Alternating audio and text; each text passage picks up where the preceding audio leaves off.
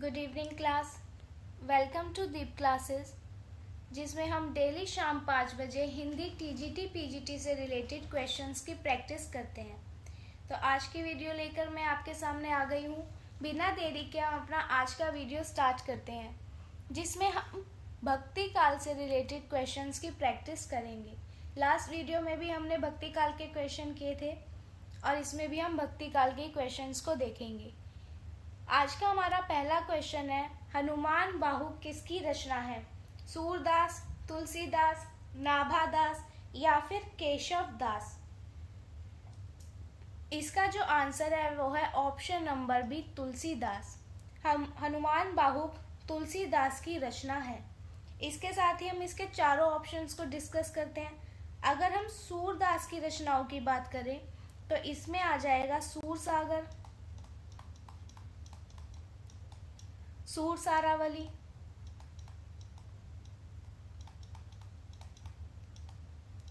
और साहित्य लहरी।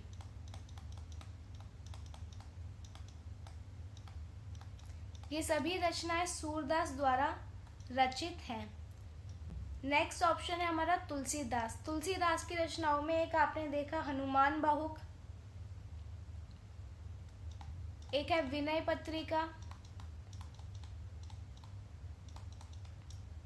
जानकी मंगल,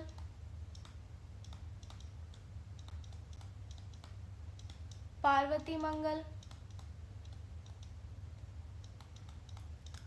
और इनकी सबसे प्रसिद्ध रचना रामचरितमानस।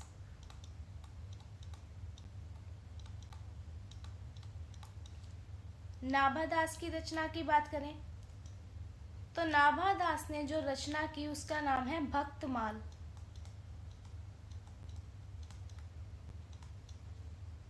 इसी तरह हम केशव दास की रचनाओं को देखते हैं। केशव दास ने भी कई रचनाएं की, उसमें से एक है रसिक प्रिया,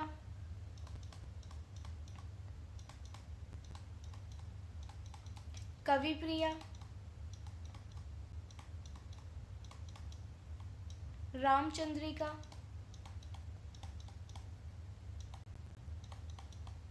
और वीर सिंह देव चरित।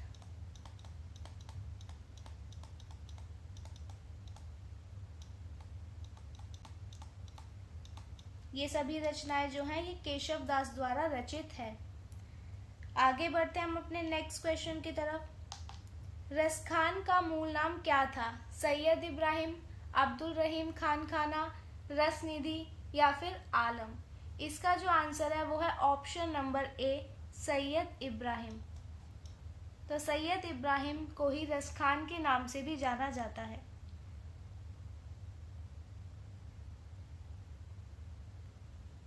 अगर हम रसखान की रचनाओं की बात करें तो इसमें आ जाएगा सुजान रसखान,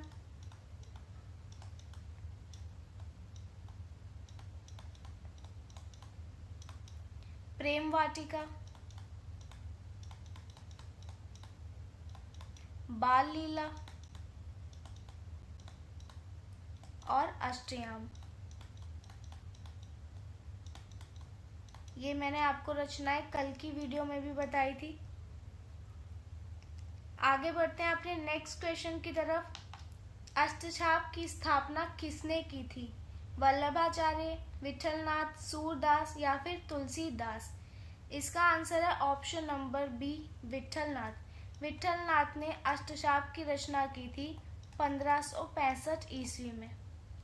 इसमें इन्होंने हिंदी साहित्य के 8 कवियों को शामिल किया था जो भक्ति काल के कवि थे। इसमें 4 थे विठलनाथ के कवि और 4 वल्लभाचार्य के, दोनों को मिलाकर हो गए 8। तो इन 8 कवियों को मिलाकर विठलनाथ ने 1565 ईस्वी में अष्टछाप की रचना की थी। नेक्स्ट क्वेश्चन, चैतन्य महाप्रभु किस भक्ति धारा से जुड़े थे? राम भक्ति, कृष्ण भक्ति, निर्गुण भक्ति या फिर सूफी भक्ति? इसका आंसर है ऑप्शन नंबर बी, कृष्ण भक्ति। चैतन्य महाप्रभु जो थे वो कृष्ण भक्ति से जुड़े थे और ये गौड़ीय वैष्णव संप्रदाय के प्रवर्तक थे।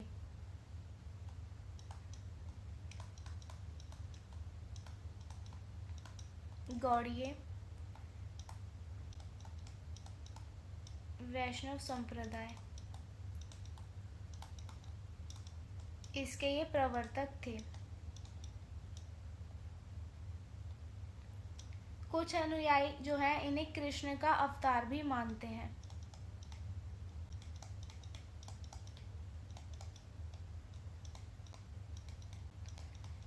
इन्होंने जो है हरे कृष्ण महामंत्र के प्रचार प्रसार में अपनी महत्वपूर्ण भूमिका निभाई थी। नेक्स्ट क्वेश्चन है हमारा, नरसिंह जी का मायरा किसकी रचना है? सूरदास, तुलसीदास, मीराबाई या फिर रसखान? इसका आंसर है ऑप्शन नंबर बी, मीराबाई। इन चारों कवियों की रचनाएं मैंने आपको पिछली कई वीडियो में बताई है, एक बार फिर आप देख लें।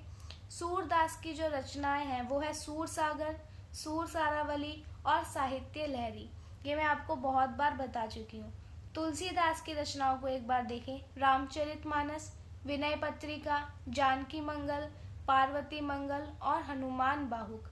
मीराबाई की रचनाएं देखें तो मीराबाई की रचनाओं में मैंने आपको बताया था मीरा पदावली, राग गोविंद, गोविंद टीका, मीरा की मल्हार और नरसिंह जी का मायरा। इसी तरह मैंने आपको रसखान की भी रचनाएं बताई, सुजान रसखान, प्रेम वाटिका और बाल लीला। तो यहाँ पे हमने अपने चारों ऑप्शंस को डिस्कस कर लिया है। आगे बढ़ते हैं अपने नेक्स्ट क्वेश्चन की तरफ। सुदामा चरित के रचनाकार कौन है? नरोत्तम दास, नंद दास, चतुर्भुज दास या फिर छीत स्वामी? इसका आंसर है ऑप्शन नंबर ए, नरोत्तम दास। नरोत्तम दास ने सुदामा चरित के अलावा भी और रचनाएं की, उसमें है ध्रुव चरित,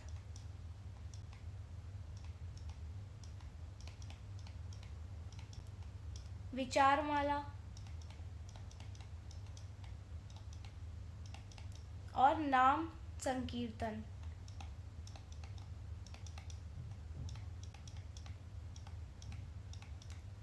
ये जो है नरोत्तम दास की रचनाएं हैं। नंद दास की रचनाओं को देखें,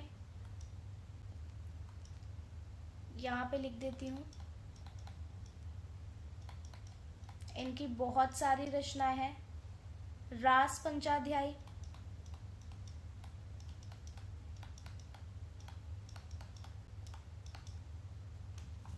सिद्धांत पंचाध्यायी,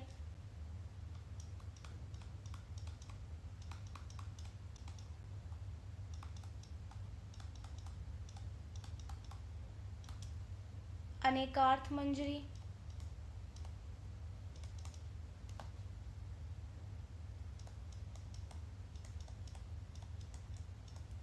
मान मंजरी, रूप मंजरी,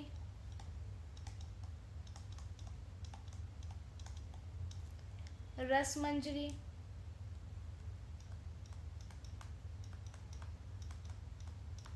विरह मंजरी,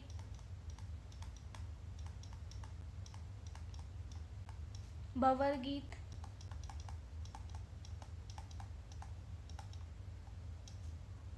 गोवर्धन लीला,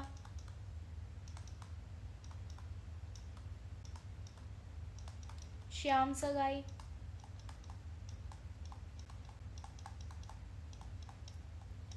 रुक्मणी मंगल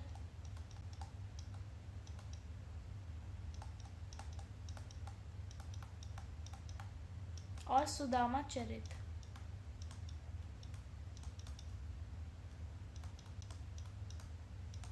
ये सभी जो रचनाएं हैं ये नंददास द्वारा रचित हैं। नेक्स्ट ऑप्शन है हमारा चतुर्भुज दास। चतुर्भुज दास की रचनाओं को देखते हैं। इनकी रचनाओं में है कृष्ण लीला,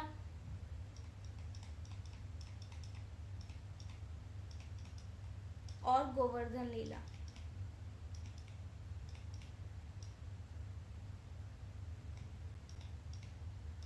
एक है रास लीला। इसी तरह हम छीत स्वामी की रचनाओं को देखते हैं। इनकी रचनाओं में है कृष्ण भक्ति पदावली,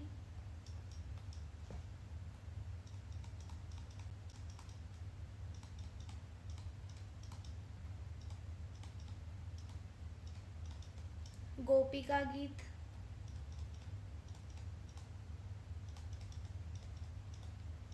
और रास पंचाध्याय।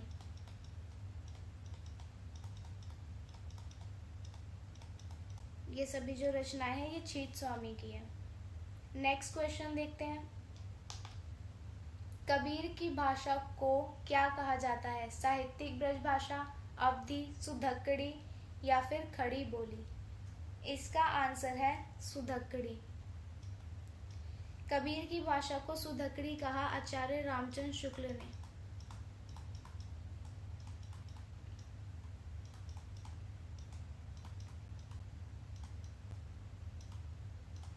इसके अलावा डॉक्टर श्याम सुंदर दास ने कबीर की भाषा को पंचमेल खिचड़ी कहा।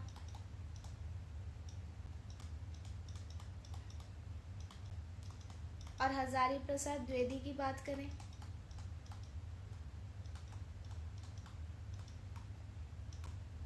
तो इन्होंने कबीर को वाणी का डिक्टेटर कहा।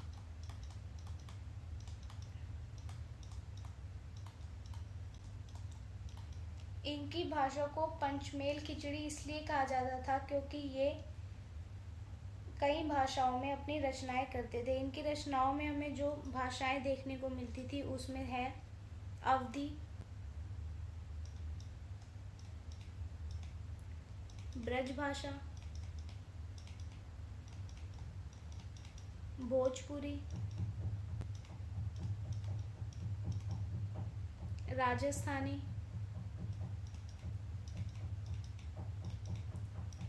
पंजाबी, फारसी, अरबी और खड़ी बोली। कबीर अपनी रचनाओं में इन सभी का इस्तेमाल करते थे, इसीलिए श्याम सुंदर दास ने इनकी भाषा को पंचमेल खिचड़ी कहा। आगे देखते हैं। तुलसीदास की भक्ति का स्वरूप क्या था? माधुर्य भाव, सांख्य भाव, दास्य भाव या फिर वात्सल्य भाव?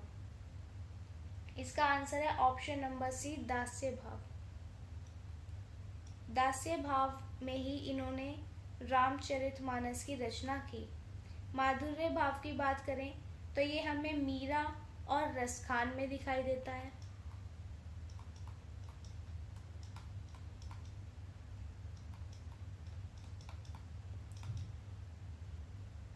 संख्य भाव की बात करें तो ये हमें सुदामा में दिखाई देता है।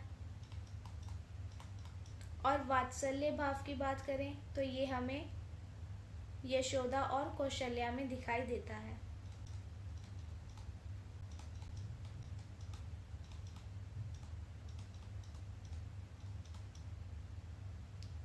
नेक्स्ट क्वेश्चन है हमारा, सूरदास के काव्य में किस रस की प्रधानता है? वीर रस, श्रृंगार रस, हास्य रस या फिर शांत रस? इसका आंसर है हमारा ऑप्शन नंबर बी, श्रृंगार रस। तो सूरदास की रचनाओं में हमें श्रृंगार रस की प्रधानता देखने को मिलती है। और इसमें भी अगर हम बात करें तो हमें वियोग श्रृंगार और संयोग श्रृंगार ये दोनों देखने को मिलते हैं। इनके पदों में जो है श्री कृष्ण और गोपियों के प्रेम, उनके विरह और उनकी रासलीला का चित्रण हमें दिखाया गया है। इसके अलावा इनके काव्यों में हमें वात्सल्य रस भी देखने को मिलता है, जिसमें श्री कृष्ण की बाल लीलाओं का सुंदर वर्णन किया गया है। तो सूरदास के काव्य में एक तो हमें श्रृंगार रस देखने को मिलता है और इसी के साथ हमें वात्सल्य रस भी देखने को मिलता है। हमारा नेक्स्ट क्वेश्चन है, जायसी के काव्य में किस शैली का प्रयोग हुआ है? मुक्तक शैली, प्रबंध शैली, गद्य शैली या फिर चंपू शैली? इसका आंसर है प्रबंध शैली। तो मलिक मोहम्मद जायसी के काव्य में जो है प्रबंध शैली का प्रयोग हुआ है। इनकी रचना है एक पद्मावत, जो कि एक महाकाव्य है और ये इसमें जो है कथा को क्रमबद्ध तरीके से वर्णित किया गया है, इसीलिए ये प्रबंध शैली में आता है। अगर हम मुक्तक शैली की बात करें तो मुक्तक शैली में कबीर और रहीम इनकी रचनाएं हमें देखने को मिलती है। ठीक है, आगे बढ़ते हैं हम अपने नेक्स्ट क्वेश्चन पे। भक्ति काल का उदय किस स्थिति में हुआ? राजनीतिक स्थिति, सामाजिक समरसता, धार्मिक आंदोलनों का प्रभाव या फिर साहित्यिक उन्नति? इसका आंसर है ऑप्शन नंबर सी, धार्मिक आंदोलनों का प्रभाव। तो भक्ति काल के उदय का जो प्रमुख कारण था वो था धार्मिक आंदोलनों का प्रभाव। इस समय जो संत और भक्त थे, इन्होंने धार्मिक सुधारों और भक्ति आंदोलन को बढ़ावा दिया, जिससे समाज में जो है भक्ति भावना का प्रसार हुआ और इसी के साथ जो है भक्ति काल का उदय हमें देखने को मिला। नेक्स्ट क्वेश्चन है हमारा, रामानंद के शिष्यों की संख्या कितनी मानी जाती है? 8, 10, 12 या फिर 16? इसका आंसर है ऑप्शन नंबर सी, 12। रामानंद के शिष्यों की संख्या 12 मानी जाती है। इन्हीं को द्वादश महाभागवत भी कहा जाता है। द्वादश महाभागवत। रामानंद के शिष्यों की बात करें तो रामचंद्र शुक्ल के अनुसार हम इनके शिष्यों के बारे में जानते हैं।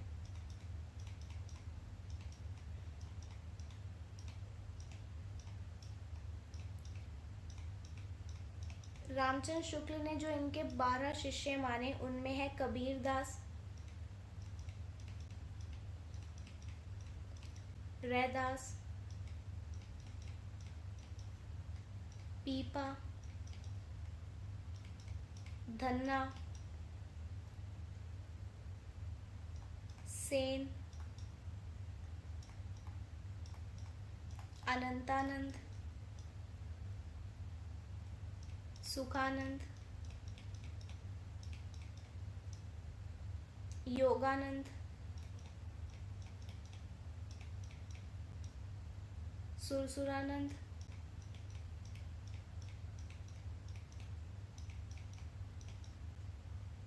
गालवानंद, नरहरियानंद,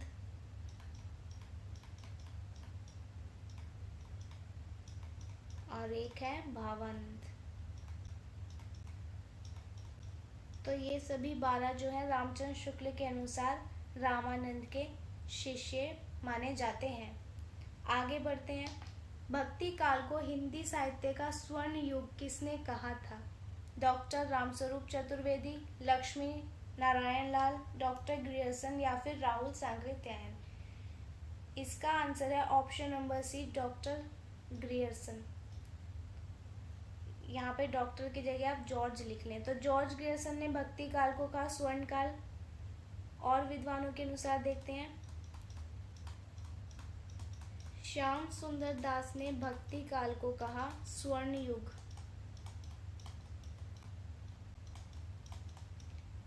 रामचंद्र शुक्ल की बात करें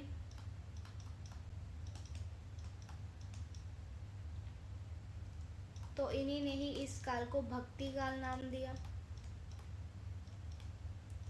हजारी प्रसाद द्विवेदी की बात करें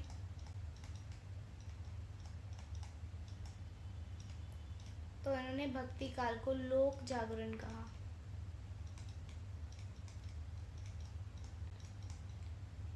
ये सभी जो है भक्ति काल के नामकरण से रिलेटेड है। आगे बढ़ते हैं, कबीर दास की भाषा कौन सी थी? ब्रज, खड़ी बोली, कन्नौजी या फिर सुधकड़ी? अभी मैंने आपके साथ पहले के क्वेश्चन में डिस्कस किया था कबीर दास की भाषा के बारे में। तो कबीर दास की जो भाषा है वो है सुधकड़ी। इसे सुधकड़ी भाषा इसलिए कहा जाता है क्योंकि ये अपनी रचनाओं में कई प्रकार की भाषाओं का प्रयोग करते थे, जैसे अवधी, ब्रज भाषा, भोजपुरी, राजस्थानी, पंजाबी, खड़ी बोली, अरबी और फारसी। इसीलिए इनकी भाषा को सुधकड़ी कहा जाता है और ये सुधकड़ी नाम इन्हें आचार्य रामचंद्र शुक्ल द्वारा दिया गया था।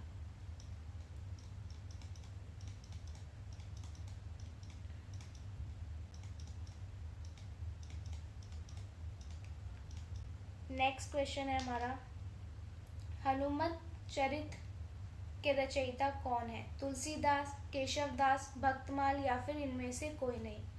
इसका आंसर है option number B, Keshavdas. Keshav Das जो है ये हनुमत चरित के रचयिता हैं। इसके अलावा इनकी कई रचनाएं हैं जिन्हें हम एक एक करके देखते हैं। एक है रसिक प्रिया, कवि प्रिया, रामचंद्रिका, वीर सिंह देव चरित,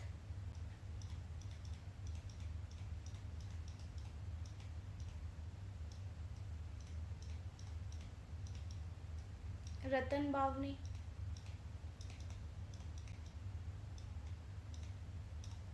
विज्ञान गीता,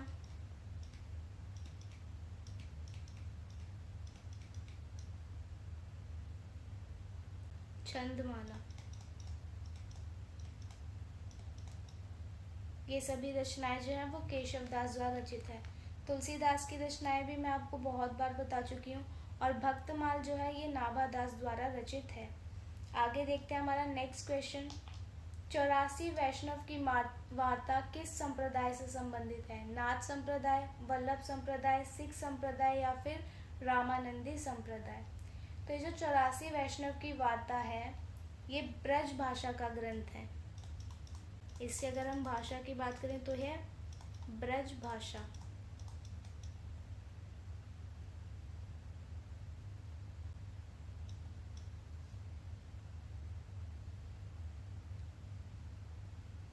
इसके जो रचयिता हैं वो है गोस्वामी गोकुलनाथ।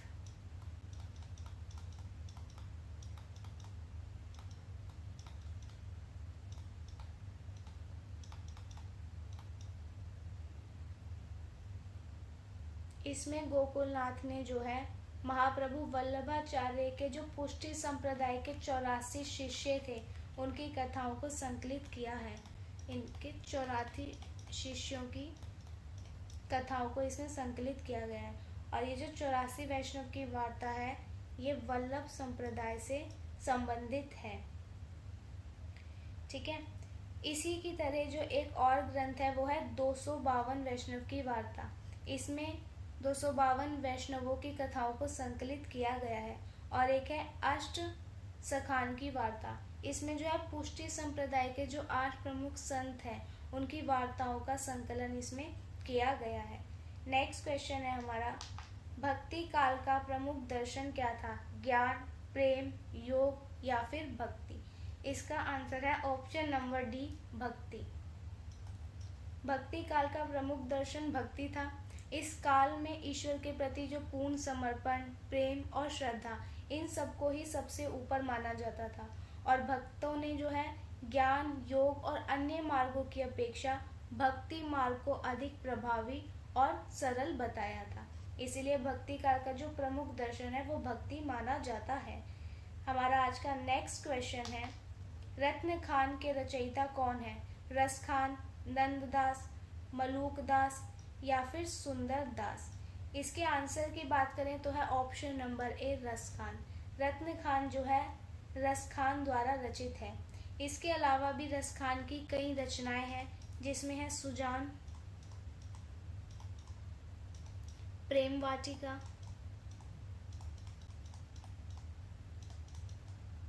बाल लीला, अष्टयाम और एक रत्न खान। ये तो आप पहले ही देख चुकी हो।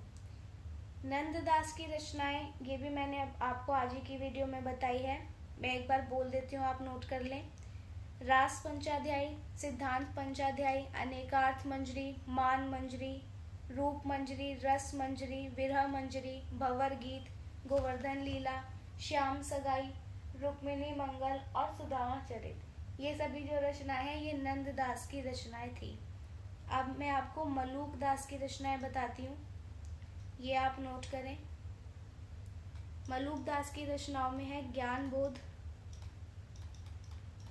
नंददास की रचनाएं मैं आपको पहले लिखवा चुकी हूँ इसी वीडियो में, इसलिए मैंने आपको दोबारा से नहीं लिखवाई। मलूक दास में आ जाएगा ज्ञान बोध, भक्त बच्छावली,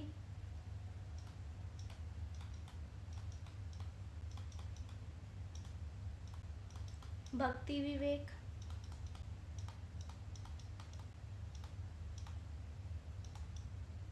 ज्ञान परोक्षी,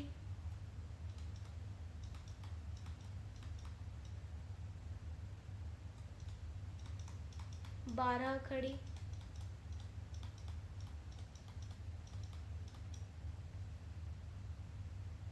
राम अवतार लीला,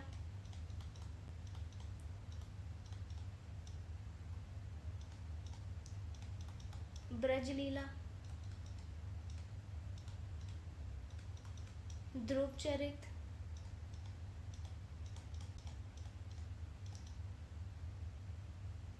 विभिया विभूति,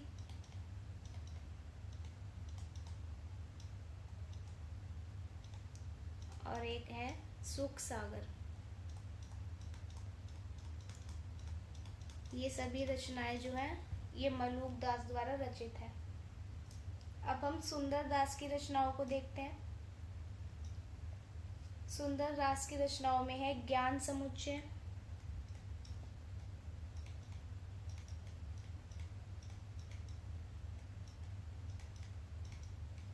संत बानी संग्रह,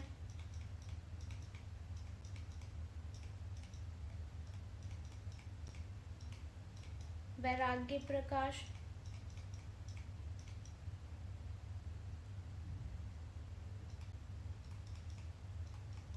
और भक्ति विवेक।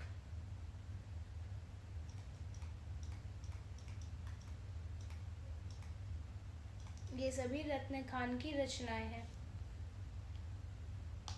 इसी के साथ हमारा आज का वीडियो यहीं समाप्त होता है।